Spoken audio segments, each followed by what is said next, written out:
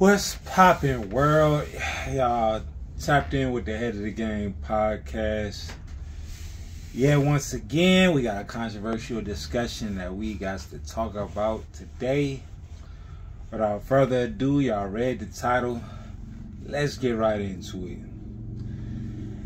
Now, as you know, last night I was on my phone, just relaxing on my bed, surfing through the web, YouTube in particular, as y'all watching right now.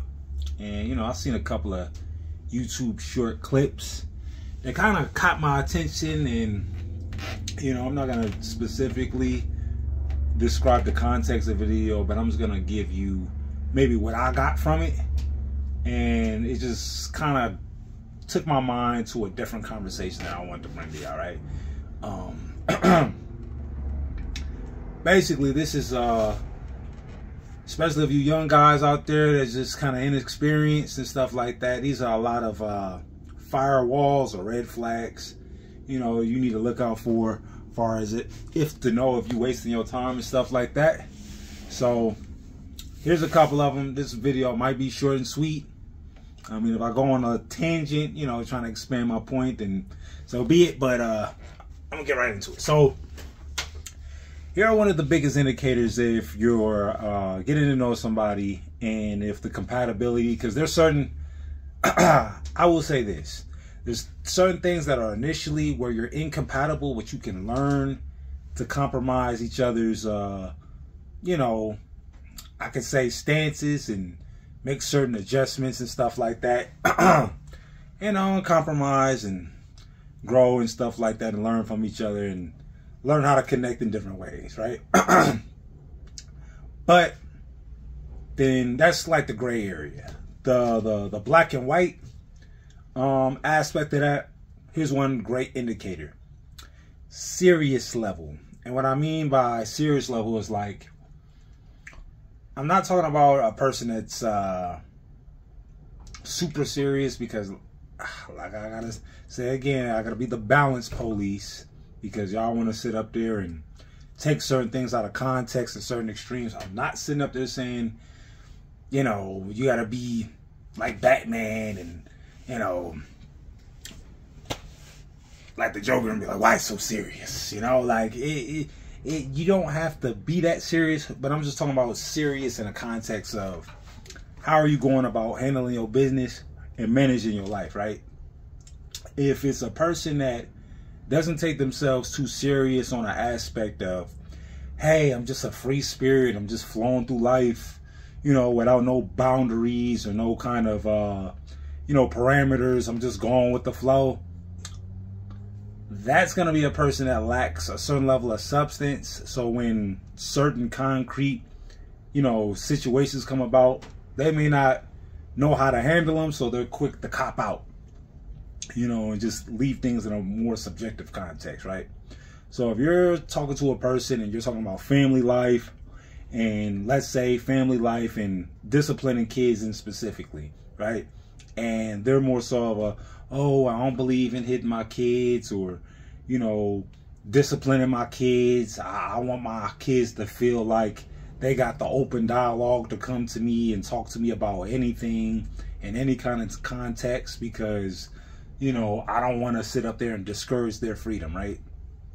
And you being a man of structure and discipline and order, you would understand that, hey, I do want to have a very healthy parent-child relationship, but there's certain things that aren't going to translate, you know, as far as how do they talk to me, the tone they talk to me, the words that they use, you know, so on and so forth. And if you have a person that's kind of like soft on those stances, then it's going to be a conflict of interest when certain situations come about and both y'all got two different ideologies on parenting styles, and it's a conflict of interest and it's counterproductive and nothing gets done, right? Because it's always at odds of, and like I said, everything ain't going to be always on the same accord, you know, but generally you want to be somewhat in the same frequency or wavelength when you're discussing certain principles, right? So that's one indicator right there, is like how serious does that person take themselves? Because then that also means how serious will they take you? It kind of goes hand in hand. They can't not take themselves not serious, but then take you serious if you're dealing with them on a certain level. Now, don't get me wrong. There's certain people that if you are hard on your, stances and stuff like that, you can command a respect out of a person that they don't even classify themselves if you're consistent, right? But that's besides the point. Another thing to look out for if, you're feeling like you're wasting your time is listening skills and conversational skills. Now, what I've learned is that not all conversations are had in the same kind of nature. There's certain conversation styles where people are receptive and more, just more receptive and susceptible towards, right? So when people talk about communication, people don't realize there's different forms, different formats, and different, just dynamics of communication where certain things don't translate without at least having a conversation of how to conversate, and understanding the parameters. So that way, when you're discussing something, nothing is easily taken out of context. It doesn't lead into arguments and all this dysfunctional, toxic stuff, right? So that's another thing to look out for is definitely communication, their listening skills, and their respect for you, right? Because if you don't have a healthy dynamic to be able to address certain things when you have a disagreement, and it's always being taken out of context if you're trying to attack the person instead of attacking the issue, and keeping the person outside of the issue that you're addressing, then it's always going to be at odds of not who's going to end up right. Well, besides who's right or wrong, it's just finding the truth. And if you're a person of maturity, you're not going to place yourself in a space where you can't be corrected if you just so happen to fall on the wrong side of the argument where the truth lies, And that's all about growth. And I know a lot of people got stuff to work on and stuff like that. And, everybody maturity level ain't on a super high end level. Because, I feel like if you're living a certain lifestyle, that level of stoicism isn't always demanded out of you on a day-to-day, unless like you're a manager or you're a supervisor and you're managing a team and you're working with people and stuff like that. Then maybe you possess those skills to then manage different personalities and assess certain situations case by case instead of generalizing stuff, right? But that's a skill set that's far and few, but we're just talking about compatibility as far as communication and stuff like that, right? What else?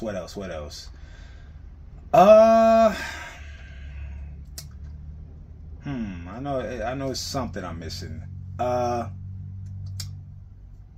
don't know. I can honestly say that, and I'll leave it at this. This is probably like my last point. Lifestyle, right? So there's certain, when you're having a discussion about lifestyle, right? And lifestyle entails like social life, home life, work life, hobbies. It's just like peace of mind, things aspirations, dreams, goals, like finding a susceptible formula that you can set all the variables inside of the equation and everybody's playing their role for a specific outcome. See, when people are thinking on that level where you're breaking down your lifestyle in a mathematical context, and I can understand that certain things can't be quantified, at least not on hard numbers, then you have a better outlook to see what a person's willing to put in comparison to what they're expecting to get out of it. And if it's not balanced, meaning that the same amount of effort you're putting in doesn't measure up to what you're expecting to get out of it, then that means the scales are tipped and it's only going to play in one person's favor, meaning that somebody's winning and somebody's losing, right? And I can understand that on certain situations, Somebody's going to have to compromise or sacrifice for the other person at times. But we're just talking about the dynamic in large, right? So, and I can't lie, there are certain healthy double standards, right? I ain't gonna sit up there in front with y'all, but by and large, y'all should be going for the same goal, trying to get there at the same time, and trying to use the same amount of effort. So with that being said, these are the conversations that when you first talk to a person, these are the certain things you gotta be able to address, and just see where it takes you. I know a lot of this is uncomfortable. When you first meet somebody, you want to joke, have lighthearted conversations, seeing what people's interests are and stuff like that. But these are the things that I feel like have to come in the forefront, because then it's going to vastly improve the vetting process on who you standing in front of and how long do you need to have them placed in a certain position that you allow them to occupy. But with that being said, thoughts, comments, concerns, things of that nature, leave them below. More videos on the way. Thanks for watching. I'm up out of here.